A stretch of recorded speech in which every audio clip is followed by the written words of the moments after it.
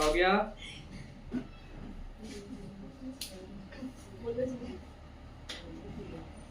आज का टॉपिक है, सुनो ध्यान से, अब कॉपी निकाल लेना और लिखने की प्रक्रिया शुरू कर देना। ठीक है, जो बोलेंगे उसको नोट करना, और जो एब्सेंट रहेंगे वो वीडियो में देखेंगे उसको नोट करेंगे। लोकतंत्र क्या है और क्यों है? तो पिछले चैप्टर में तुमने पढ़ा था कि लोकतंत्र क्या है, जो लोगों को हित में कार्य करते हैं वो लोकतंत्र। लोग अपने प्रतिनिधि चुनते हैं और वो प्रतिनिधि होते हैं लोगों के हित में कार्य करते हैं। अब उसने पूछता है कि लोकतंत्र क्यों? अच्छा तुम अभी सोचो कि अभी तुम घर से आया ना जी, घर से आए और बैठे हो यहाँ पे पढ़ रहे हो, और पढ़ने के बाद से फिर जा रहे हो, तुमको आने में कुछ मिला? क्या मिला? सड़क मिला, परिवहन मिला, साइकिल मिला, गाड़ी मिला, साफ सुथरा रोड मिला। ये क्या है? अब यहाँ पर जो तुम प्रतिनिधि को चुने हो, वो प्रतिनिधि क्या किए तुम्हारे लिए? रोड बनवाए। तुम अभी स्कूल से आ रहे हो, वो स्कूल क्या है? हमने जिस सरकार को चुने हैं, अपने प्रतिनिधि को चुने हैं, वो प्रतिनिधि हमारे स्कूल में जो हमें चीज की आवश्यकता है उसे क्या कर रही है? पूर्ति कर रही है। तो लोकतंत्र क्यों जरूरी है? तो हमारे पास जैसे पूरे लोग को अपने अपने देखने लगेंगे, पहले समझिए ध्यान से, क्या चीज? अपने अपने देखने लगेंगे तो अंदर एक क्या आएगा कि हम बड़े बने तो हम बने, हम उनसे ज्यादा छीन ले, हम उनसे ज्यादा छीन ले, हम इनसे ज्यादा छीन ले, तो एक दूसरे से क्या होना शुरू हो जाएगा? मारा पीटी शुरू हो जाएगा। तो इसके लिए क्या जरूरी है कि हम एक ऐसे प्रतिनिधि को चुने जो व्यक्ति हम सबको एक समान देखेगा। समझ में आ रहा है? हम ऐसे प्रतिनिधि को चुने, वो व्यक्ति हमें क्या करेगा? एक समान देखेगा। तो इसलिए हमें जरूरी है लोकतंत्रों में प्रतिनिधि को चुनना। तो लोकतंत्र में क्या है? क्योंकि जरूरी है। अब हमको लगता है समझ में आ गया लोकतंत्र क्यों जरूरी है। क्योंकि अगर जो हम सभी व्यक्ति अपने अपने स्वार्थ के लिए कार्य करें तो हम एक दूसरे के अंदर क्या हो जाएगा? एक बेईमानी की भावना प्रकट होगी। ऐसे नहीं होगा, जिससे हम क्या करेंगे? एक दूसरे से मारा पीटी, छीनना झपटना, ऐसी प्रक्रिया शुरू करेंगे। तो इसीलिए हमें एक अपने से पूरी जनता मिलकर एक प्रतिनिधि को नियुक्त करते हैं, मतलब उनको चुनते हैं। वह प्रतिनिधि हमारे रक्ष के लिए, हमारे कार्य के लिए संपूर्ण नियत से, अच्छे नैतिक से वह पूरे कार्य करेगी, हमारी देखरेख करेगी, हमें जो चीज की आवश्यकता होगी उसे पूर्ति करेगी। तो हमें लोकतंत्र की जरूरत है। ये भारत एक क्या है? लोकतांत्रिक देश है। आपने पीछे पढ़े होंगे, पिछले चैप्टर में क्या पढ़े थे? जिस देश में लोकतंत्र नहीं था तो वहां पर राजतंत्र हुआ करता था। तो राजतंत्रों में राजा के लोग मार देते थे। आपको पाकिस्तान के बारे में पढ़ाए थे, नेपाल के बारे में, अपने पड़ोसी है इनके बारे में पढ़ाए थे, क्या बोलते हैं, चिली के बारे में पढ़े थे, पोलैंड के बारे में आप पढ़े थे। देखो वहां पर राजतंत्र था, क्या किया सब? राजतंत्र होते ही वहां के राजा को हत्या हो गया। अपने नेपाल पड़ोसी देश, उनके राजतंत्र थे, उनकी हत्या कर दिया गया 2006 में। लेकिन भारत में आपको ऐसा सुनने को नहीं मिलेगा। हाँ, राजतंत्र भारत में था तो अलग अलग राज्यों में बटा हुआ था उस समय, लेकिन अभी क्या है? यह एक लोकतंत्र। जैसे मोदी जी को वोट देकर बनाया ना, अगर जब मोदी जी के कार्य हमें पसंद नहीं आएगी तो 5 साल में इनको चेंज कर देंगे। नीतीश कुमार का कार्य पसंद नहीं है कि चेंज कर देंगे। जैसे लालू यादव का कार्य पसंद नहीं है, 2005 में चेंज हो गए। भाई आप अच्छे काम नहीं किए, हमारे हित में काम नहीं किए, हम जनता आपको पसंद नहीं करते हैं, चेंज हुई, हम वोट नहीं देंगे आपको, आपसे सहमत नहीं है। तो हमें अपने कार्य आवश्यकताओं को पूर्ति के लिए हमें किन की आवश्यकता होगी? लोकतंत्र की आवश्यकता है। और क्यों है? हमें पास हर व्यक्ति अपने अपने कार्य में लग जाएंगे, जिससे हम एक दूसरे में फूट पड़ेगा, मारापीटी की संभावना, क्रांति की संभावना उत्पन्न हो जाएगी। इसलिए हम सिर्फ एक प्रतिनिधि को चुनते हैं। वो प्रतिनिधि हमें सभी व्यक्ति को एक नजर से एक कार्य के लिए संपूर्ण करती है। यह है टॉपिक का हमारा इंट्रोडक्शन। हमको लगता समझ में आ गया होगा कि लोकतंत्र क्या है और लोकतंत्र क्यों। तो हमें लोकतंत्र की जरूरत है। लोकतंत्र क्या है? लोगों के कार्य के लिए है, जो लोगों के कार्य करते हैं, लोगों के हित में काम करेंगे, लोगों के रक्षा के लिए कार्य करेंगे, वो लोकतंत्र है। ठीक है, लोगों द्वारा चुने हुए प्रतिनिधि होती है। जैसे मान लीजिए आप लोग सुन लीजिए कि हम इस सर के पास पढ़ेंगे, कोई व्यक्ति नहीं उस सर के पास पढ़ेंगे, तो वो व्यक्ति क्या होगा? अब इसमें सहमत किया जाएगा कि जो व्यक्ति सबसे ज्यादा चुनेंगे उसी सर को माना जाएगा, वही सर पढ़ाएंगे। अब समझ में आ रहा है?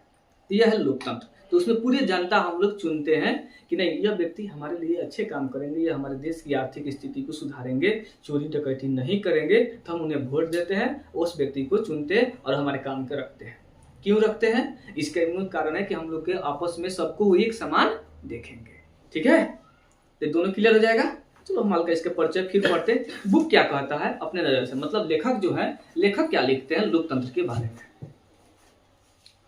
तो तुम लोग HW बना के लेके आना। ये आपका HW रहेगा, लोकतंत्र क्या है और लोकतंत्र की जरूरत क्यों है। 2 क्वेश्चन आपके HW में रहेगा, लोकतंत्र क्या है और लोकतंत्र की जरूरत क्यों है। क्योंकि बोर्ड में हमेशा वैसे ही सवाल पूछेगा कि आप जो टीचरों से लेक्चर सुने हैं वो कैसे अपने नैतिकता में या अपने दिमागों में कॉपी करते हैं। ठीक है, तो अपने से लिखना है, आप अपने भाषा से लिखिएगा, आप क्या सोचते हैं इसके विषय में। जैसे अभी जितना हम सुना है वो एक ही चीज को 2-2 बार 3-3 बार बोले, आप उसमें से सिर्फ एक ही बार बोलना है और एक ही बार लिखना है कि आपने लोकतंत्र क्या समझा, इसकी जरूरत क्या है। एक छोटा सा नोट्स बनाइएगा, वही चीज हमको चेक कराइएगा। ठीक है, पिछले अध्ययन में हमने जाना, देखो यहाँ पे फुल बोल के बोल रहा है कि पिछले जो चैप्टर हम लोग पढ़े थे उसको देखना, मतलब पिछले वाले चैप्टर के भी तुम लोग देखना, नहीं होगा तो वीडियो अपलोड होगा तो उस वीडियो में देख लेना। अगर नहीं पढ़े हो तो उस वीडियो में देख लेना, फिर मत कहना कि नहीं सर आप उस दिन हम नहीं पढ़ाए थे, हम नहीं आए थे। लोकतंत्र शासन व्यवस्था का एक क्या है, स्वरूप कैसा होता है। शासन व्यवस्था का एक स्वरूप, रूप मतलब क्या होता है। जैसे मान लो कोई चीज को, जैसे अभी तुमने क्या चीज को तैयारी किया कि सर यहाँ पर यह चीज हमको यह समय इस टाइम में पढ़ते हैं, इसको यह टाइम में पढ़ते हैं, तो मतलब अपना टाइम टेबल बनाया, एक स्वरूप बनाया अपने पढ़ने के लिए, उसी को क्या बोलते हैं लोकतंत्र में जो है इस व्यवस्था को क्या स्वरूप कैसा होता है। आधुनिक युग में तो आपने पढ़ा था कि इतिहास को 3 भागों में बांटा गया है, प्राचीन इतिहास, मध्यकालीन और आधुनिक, 3 है ना जी। इतिहास को 3 भागों में बांटा गया। तो हम लोग किस समय की बात कर रहे हैं, आधुनिक। हाँ, आधुनिक विश्व में लोकतंत्र का विस्तार कैसे हुआ। अब देखो यहाँ पर पूरे विश्व की बात कर रहे हैं कि धीरे धीरे लोकतंत्र के विस्तार, जैसे भारत में लोकतंत्र के विस्तार अगर जब हम बात करें तो 47 के बाद से हम लोग के इलेक्शन है, हम 47 के बाद से, बाकी तो 200 वर्ष तो गुलाम थे अंग्रेजों का, उससे तो पहले हम लोग कुछ नहीं थे, हमारे पास लोकतंत्र रहते हुए भी हमारे पास शासन नहीं था, लोग अपने में रखते, लेकिन लोगों में तो फूट डालना शुरू कर दिया क्योंकि उस समय राजा राजतंत्र हुआ करते थे, अलग अलग राजा, वास्को डी गामा जिस समय उस समय तो राजतंत्र था, केरला में राजा हुआ थे, उनको स्वागत भी किए, रख लिए, जमीन भी दिए, व्यापार करने को अनुमति पास कर दिए। बाकी तो लोग के पता नहीं था, उस समय राजतंत्र हुआ करता था। लेकिन बाद में जब 1947 के बाद से हमारे पास लोकतंत्र आया, तो ऐसे ही बहुत से आपको पिछले अध्ययन में पढ़े थे कि बहुत से ऐसे कंट्री थे कि जहां पर 47 के बाद 66 में 2006 में नेपाल में लोकतंत्र आया, जब राजा का हत्या हुआ तभी लोकतंत्र आया। अच्छा, अभी मान लिया जाए कि नीतीश कुमार बिहार के जो भी हमारे मुख्यमंत्री हैं, इनकी हत्या हो जाए तो राज्यपाल संभालेंगे, लेकिन अगर जो नीतीश कुमार बोले कि हम बिहार के राजा हैं, हमको वोट से कोई मतलब नहीं है, यहाँ पर सैन्य शक्ति लगा दी जाए, हमारे विरोध में हमारे पड़ोसी राज्य कुछ नहीं बोले, जैसे उत्तर प्रदेश कुछ नहीं बोले, झारखंड कुछ नहीं बोले, केंद्र सरकार भी कुछ नहीं बोले, हाँ नीतीश कुमार का राज्य है, वहाँ के मुख्यमंत्री है, वहाँ के लोग सहमत है कि राजा बना दिया जाए, चीन की जैसा हमेशा यहीं की यह मुख्यमंत्री रहेंगे, तो क्या हो जाएगा, राजतंत्र। नीतीश कुमार का लड़का बोले नहीं, अब पापा मरेंगे तो हम राजा यहाँ के बनेंगे। अब कोई व्यक्ति आएगा, मारो नीतीश कुमार को, हटाओ भाई, इनको मार दिया जाए, अब फिर इलेक्शन किया जाए, लोग सहमत होंगे तो लोकतंत्र।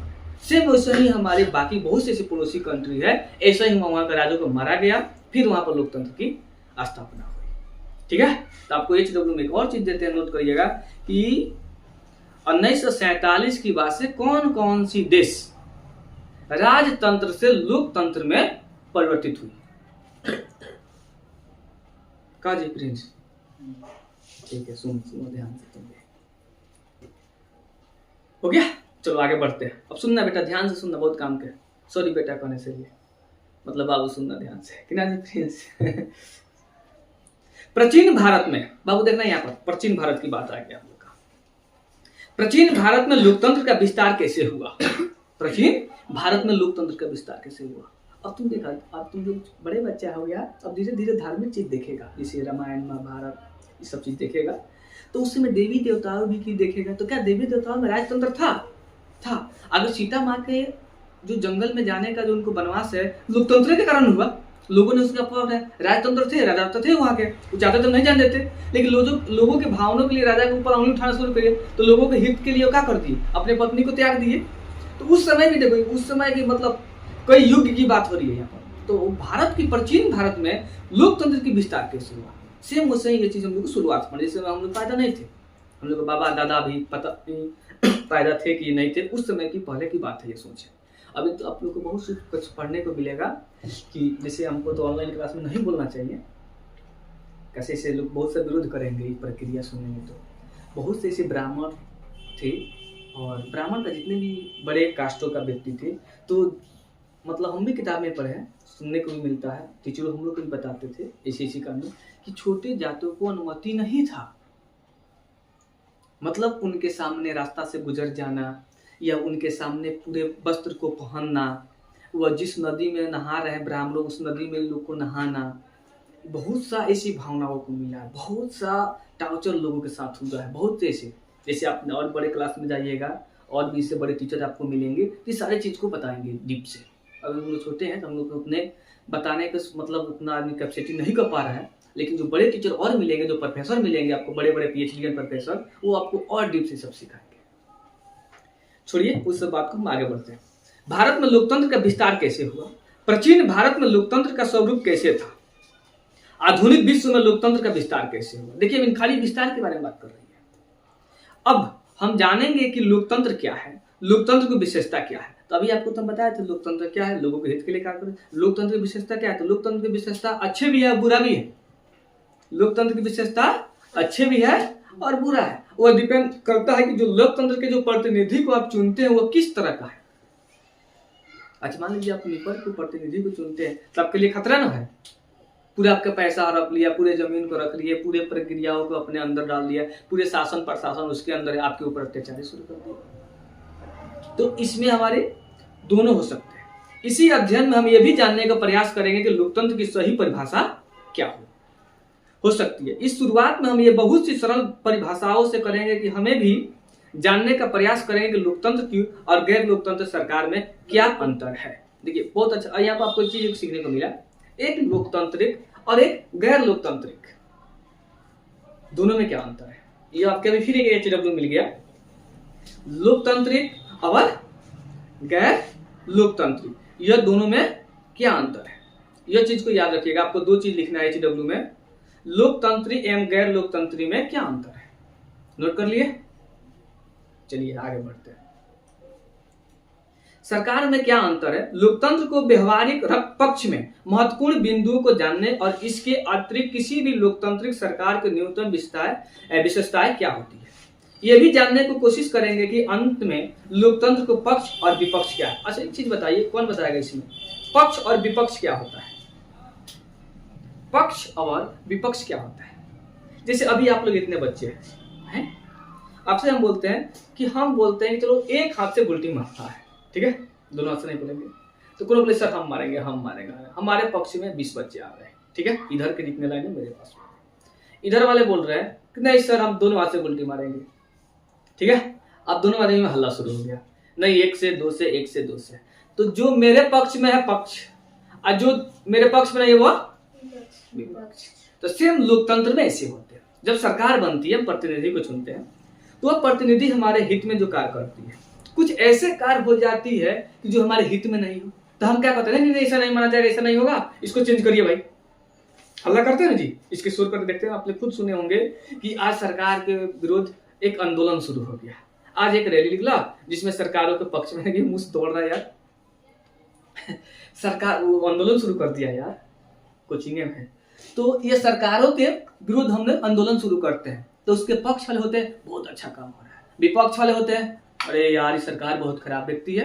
देखो ना हम बोले थे, जैसे अभी मान लो ये चल रहा है मुसलमानों लोग की एक दंगा शुरू हो गया है हाल ही में, क्या नाम है इसका चला है, जमीन उनके विषय में है, अल्फा की अल्फा ऐसा ही कुछ है, हमको देखो भूल रहे हैं, थोड़ा सा याद नहीं है। तो इस समय चल रहा है जैसे 3 तलाक का था, 3 तलाक का जब बीजेपी सरकार लगाई तो कुछ जो उसके विपक्ष वाले नेता थे बोले नहीं 3 तलाक नहीं होगा, जैसे मुसलमानों के लिए हुआ, हल्का से ज्यादा उस पर आंदोलन शुरू कर दिए।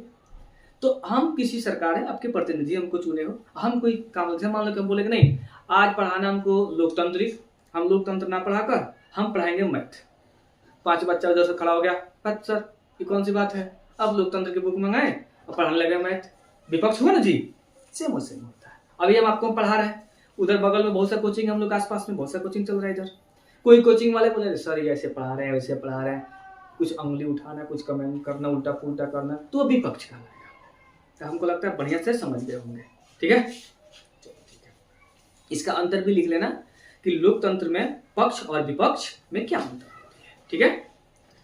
फिर आगे पढ़ेंगे, हम देखते हैं।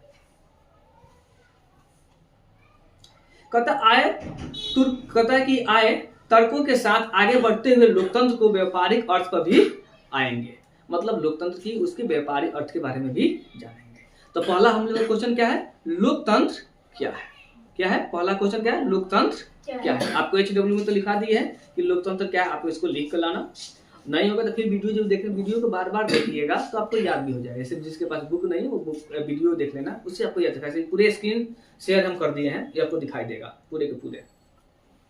नेक्स्ट देखिएगा ये क्या है, शासन व्यवस्था के स्वरूप कई तरह के हो सकते हैं। शासन समझते हो, जिससे देखो शासन होती है हमारे केंद्र सरकार की भी शासन होती है, राज्य सरकार की भी शासन होती है ना। हमारे देश में दो तरह की सरकार चलती है, केंद्र सरकार और राज्य सरकार। केंद्र सरकार पूरे देश की रहती है, राज्य सरकार भी होती है। इसके अलावा राष्ट्रपति शासन भी चलते हैं, जिसे राज्यपाल के अंदर, जैसे मान लो मुख्यमंत्री अभी हमारे गुलट जाए, भगवान न करे ऐसा हो, अगर कहेंगे नीतीश कुमार जी गुलट जाए तो किसके हाथ में चल जाएगी। अगर जो इसके विपक्ष और हल्ला करने लगे नहीं, उप मुख्यमंत्री मुख्यमंत्री नहीं बनेंगे तो हमारे राज्यपाल के अंतर्गत चली जाएगी, तो राष्ट्रपति शासन लग जाएगा। आपको एक और क्वेश्चन HW में देते हैं दोस्तों, ये बिहार में कितने बार राष्ट्रपति शासन लगा है, बिहार में कितने बार राष्ट्रपति शासन लगा हुआ है। ओके, चलो आगे बढ़ते हैं फिर। तो शासन व्यवस्था के स्वरूप कई तरह के हो सकते हैं। ऐसे वैसी शासन व्यवस्था होती है जो लोगों द्वारा चुनी जाती है। समझना ध्यान से बाबू, कितना अच्छी टॉपिक है, बुक में मिलाते जाना। वैसी शासन व्यवस्था होती है जो लोगों द्वारा चुनी जाती है और लोगों को हित में शासन करती है। ऐसे शासन व्यवस्था को हम लोकतंत्र कहते हैं। कुछ सरकार वैसी भी होती है जो लोगों को द्वारा निर्वाचित ना होकर अन्य माध्यम जैसे तख्ता पलट, पारिवारिक परंपरा आदि स्थापित होती है। ऐसी सरकार को अधिकार अपने हित, देखना आगे हम बढ़ते हैं, पर समझना ध्यान से, एक चीज तुमको टॉपिक मिला होगा, कहता है कि शासन करती ऐसी शासन व्यवस्था हम लोकतंत्र कहते हैं। कुछ ऐसी सरकार भी होती है जो लोगों को निर्वाचन ना होकर, मतलब हम उसे नहीं चुनना चाहते हैं, लेकिन वो कुछ माध्यम से, तख्ता पलट के बारे में, पाकिस्तान के बारे में बताए थे आपको, गया पर्सन से पिस्टल निकाला और मार दिया मुख्यमंत्री को, खत्म। सेना कौन गया, सेना वहां का मालिक बन गया। तख्ता पलट, सरकार को पलट दिया, हमारे हाथ में पूरे के पूरे राज चल रहा है। तख्ता पलट सरकार, पाकिस्तान बहुत करता है ऐसा, पड़ोसी अपना के। पारिवारिक, पारिवारिक मतलब जैसे मान लीजिए हम हैं यहाँ के मुख्यमंत्री, हम मर गए, हमारा बेटा मुख्यमंत्री, वो मर गया, उसका बेटा मुख्यमंत्री, एकदम जेनेटिक चल रहा है, उससे पारिवारिक बोलते हैं। यदि स्थापित होती है ऐसी सरकारों को हम अधिकार अपने हित में क्या करते हैं, बोल भैया तो नहीं बोलेगा तब हमको लगा साफ, तो लोग कहे जब हम पढ़ाते तो शांति हो जाता है, कथा तो कहते नहीं सत्यनारायण भगवान के। शासन करते हैं, ऐसे शासन कहते हैं कि शासन व्यवस्था को गौर लोकतांत्रिक शासन कहा जाता है। हमको लगता है क्लियर हो गया। क्या बोले, ऐसे जिसको हम लोकतंत्र नहीं चाहते हैं वो अपने पारिवारिक तख्ता पलट सरकार चला, जैसे तालिबान, तालिबान हाल ही में देखा, वहां सरकारों को मारा भगा दिया और अपने हाथ में तालिबान को ले लिया, अफगानिस्तान कर लिया ना इसे तालिबान सब, तो वहां का गया, उसको गैर क्या बोलते हैं, लोकतांत्रिक शासन। जैसे आपको मन नहीं है कि हम इस सर के पास पढ़े, जबरदस्ती आपको ले यहाँ पकड़ कर रखे, नहीं पढ़ना है, सुनना ही है, तो आपको गुस्सा आएगा, अंदर कुछ कर नहीं सकते क्योंकि हमारे अंदर सरकार है, हम ही यहाँ के मालिक हैं, तो उसको क्या बोलते हैं, गैर लोकतांत्रिक शासन। कोई डाउट, लिखा जाएगा सोलोनी। विश्व में कुछ ऐसी भी सरकारें हैं जिसे जानने के बाद हम लोकतांत्रिक और गैर लोकतांत्रिक शासन का अंतर कर पाएंगे। अब बोल रहा है कि अंतर जानने के लिए कुछ हम ऐसी सरकारों के बारे में जानेंगे जिसकी अंतर को पता चलेगा कि भाई कैसे वो लोकतांत्रिक है और कैसे गैर लोकतांत्रिक है। हम कुछ उदाहरण के साथ इस तरह की सरकारों को, कार्य प्रणालियों को बारी बारी से विचार करेंगे। स्वयं प्रथम हम पाकिस्तान को ले सकते, देखो इन्हीं को पकड़ा तो सबसे पहले राइटर भी बढ़िया थे, पकड़े हैं, लेकिन इनको पकड़े हैं क्योंकि ये हरकत ऐसे ही करते हैं, इनके पास हमेशा तख्ता पलट सरकार चलते रहती है। हम समझ में आ रहा है, पहले इस चीज को बताओ तुम लोग, जो हम लोग पढ़ रहे हैं बहुत अच्छी चीज, तुम लोग 9 छोटे छोटे बच्चे हो, एक बाइक आए हो 9th में, तो हार्ड होता है, कोशिश करेंगे कि तुम लोग और अच्छा से समझ में आए, ठीक है। 1-2 बार वीडियो देखोगे तब जाके आ जाएगा। सुनना ध्यान से, हर चीज को सुनने, हेडफोन का इस्तेमाल करना, अच्छे से सुनना। अगर कोई हेडफोन ज्यादा मत लगा, कान खराब हो जाएगा। मतलब जो भी बैठना शांतिपूर्वक जगह बैठकर सुनना, जिससे तुम्हें हर एक वर्ड को समझ में आएगा। इसलिए थोड़ा सा स्लो वीडियो बना रहे हैं कि तुम्हें ज्यादा थ्योरी से ज्यादा ज्ञान मिलेगा, ठीक है। पाकिस्तान में जनरल परवेज मुशर्रफ ने अक्टूबर, देखना ध्यान से, अक्टूबर 1999 में, मेरे डेट ऑफ बर्थ के समय की बात है, मान लो 2-3 घंटे हुए होंगे, सैनिक तख्ता पलट की अगुवाई की उन्होंने लोकतांत्रिक ढंग से चुनी हुई सरकार को हटाकर खुद को देश का मुख्य कार्यकारी घोषित कर लिया। देख लो, वहां का हटा दिया, बोला कि हम मालिक है। कब की बात है? 1999 में। कौन थे? जनरल परवेज मुशर्रफ। देखो, नहीं कहना चाहिए ये सब चीज को, देखो लोकतांत्रिक है, इतिहास तो पढ़ा नहीं रहे। कुछ इन लोग में धार्मिक कुछ व्यक्ति हमको बहुत सा मुसलमानों में सब ऐसे नहीं होते, कुछ ऐसे व्यक्ति होते हैं कि अपने तख्ता पलट अपने लोकतांत्रिक चलाने के लिए, अपने सरकार चलाने के लिए वो अपने पूर्वज को भी मार देते हैं।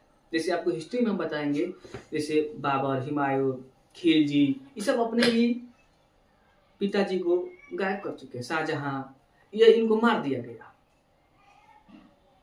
कौन मारा? खुद का लड़का राज करने के लिए। अपने पिताजी को उड़ाओ, राज पर गद्दी पर बैठ जाओ। आपको हिस्ट्री में सब सुनने में इतना इंटरेस्ट आएगा कि एक वर्ड नहीं हिल सकते हैं, बड़ी मजा आएगा सुनने में, बहुत कहानी जैसा लगे। कहानी है ही, वो हकीकत कहानी है। इस सब व्यक्तियों ने बहुत तरह की अपने तख्ता पर कायम रखने के लिए ऐसी प्रक्रिया की है। अभी चलिए हम लोग तो थोड़ा नॉर्मल में चल रहे हैं। उन्होंने खुद को राष्ट्रपति घोषित कर लिए। देखो आपके सामने की बात है, क्या बोले? हम राष्ट्रपति वहां के हैं। कौन? सेना अध्यक्ष थे। सेना होते हुए भी उनको हटा दिए, तख्ता पलट कर दिए। और यह क्या कह दिए? वो अपने आप को राष्ट्रपति को घोषित कर लोकतंत्र को गला घोट दिए। और 2002 में एक जनमत संग्रह में द्वारा अपना कार्यक्रम 5 वर्ष के लिए बढ़ा लिए। बोले कि और पहले तो थे ही, फिर बोले 5 साल तक हम रहेंगे, अपने से ही बढ़ा सकते हैं। हम लोग में क्या है, लोकतंत्र में वोट देते हैं, 5 साल के बाद से फिर री इलेक्शन होगा, भाई हटिए, पसंद होगा तब रहेंगे, अच्छे कार्य करेंगे, नहीं कार्य करेंगे तो निकले यहाँ से, दूसरे आदमी को हम प्रतिनिधि को नियुक्त करेंगे। लेकिन वहां पर नहीं, अपने से खुद बढ़ा लिए। संग्रह में अपना कार्यक्रम 5 वर्ष के लिए बढ़ा लिए, जिससे व्यापारिक परिणामे पर धोखा, धांधली एवं गड़बड़ियां की गई। और 2002 में उन्होंने संविधान को बदल डाला। बताओ, अगर जब हम लोग संविधान को यहाँ पर बदले, लगता है कि आपको ऐसा हो सकता है? सुधार हो सकता है। सुधार को, संविधान में जो चीज सुधार किया उसका बोलते हैं संशोधन बोलते हैं। ठीक है, आपके एक और HW में बोलते हैं, आप लिखिएगा, बहुत मजा आएगा आपको जब ये सब रिसर्च करिएगा, पढ़िएगा तो, कि संविधान में कितने बार संशोधन हुए। आपको हम बताते हैं, लगभग में हिंट देते हैं, 120 से ऊपर जाइएगा। ठीक है, इससे बहुत बार संशोधन हो चुके हैं। जैसे अभी भी संशोधन ही चल रहा है। अब संशोधन क्या होता है? भारत की जितने भी हमारे पार्लियामेंट जो होते हैं, सरकार होती है, लोकतंत्र के जो चुन के जाते हैं, जो संसद में बैठते हैं, उसमें से जो चीज गलत लगता है वहां पर सभी संसद के सामने इस बात को प्रस्तुत किया जाता है। और संसद जो उस बात से सहमत होते हैं तो संविधान में क्या की जाती है? सुधार की जाती है। उसको लिखा जाता है कि इतने के तहत, इतने अनुच्छेद के तहत, 100 के अनुच्छेद की तरह इसे यह चीज को यह चीज में बदला जा रहा है। ठीक है, वो नॉर्मल चीज नहीं है, हम लोग कॉपी का फेयर नहीं है, फट से पेज फाड़ के दूसरे पर लिख लिए। उसमें बहुत तरह की प्रक्रियाएं होती है, आपको अगला चैप्टर में वो मिलेगा। बदले में संविधान के अनुसार राष्ट्रपति को काफी शक्तिशाली हो गए और मंत्री परिषद को कामकाज पर राष्ट्रीय सुरक्षा परिषद को निगरानी रखनी गई। आपको ये HW और देते हैं, बिहार में जो मंत्री परिषद है, इनके नाम लिख के मिलेगा, आपकी HW में रहेगा। आपको ये भी याद रखना चाहिए, बहुत काम के। जैसे मान लीजिए मुख्यमंत्री में नीतीश कुमार है, उप मुख्यमंत्री में कौन है? बिहार के उप मुख्यमंत्री, बोलिए, अब बोलिए जी, आप बोलिए। बिहार के उप मुख्यमंत्री सम्राट चौधरी हैं। बिहार के उप मुख्यमंत्री नहीं पता है? तो बताइए इस सबको क्या यार, तुम क्या लोकतंत्र पढ़ रहा है? सब तो साफा लोकतंत्र घोट तो तुम लोग घोट रहा है यहीं पर। पहले पूरे मंत्रिमंडल का लिख के लाना, बिहार के HW में नोट करो एकदम, इसमें कोई बख्शाइश मत करना। इनको बता देना चौधरी को, जो वीडियो देख रहे हैं, ये भी लिख के लाएंगे किना जी। हाँ, जल्दी करो बाबू, अंधेरा हो रहा है थोड़ा। ज्यादातर सदस्य फौजी अधिकारी थे। इसी प्रकार को हम देखते हैं कि पाकिस्तान में चुनाव भी हुए, चुने हुए प्रतिनिधि को कुछ अधिकार भी मिले, लेकिन सर्वोच्च सत्ता सेना के अधिकारियों और जनरल मुशर्रफ के पास ही रही। फरवरी 2008 में पाकिस्तान में आम चुनाव हुए, जिसे आसिफ अली ज्यादा कहता है कि जरदारी राष्ट्रपति और यूसुफ राज गिलारी प्रधानमंत्री बने। सुनना ध्यान से, कितना बुजुर्ग है। इसी प्रकार वहां लोकतंत्र की स्थापना हुई, लेकिन अभी भी इसे पक्ष में अनेक चुनौतियां खड़ी हैं। ठीक है, चलिए आपको हम छोड़ते हैं, फिर हम आगे पढ़ेंगे स्पष्ट रूप से परवेज मुशर्रफ के शासनकाल। कोई डाउट?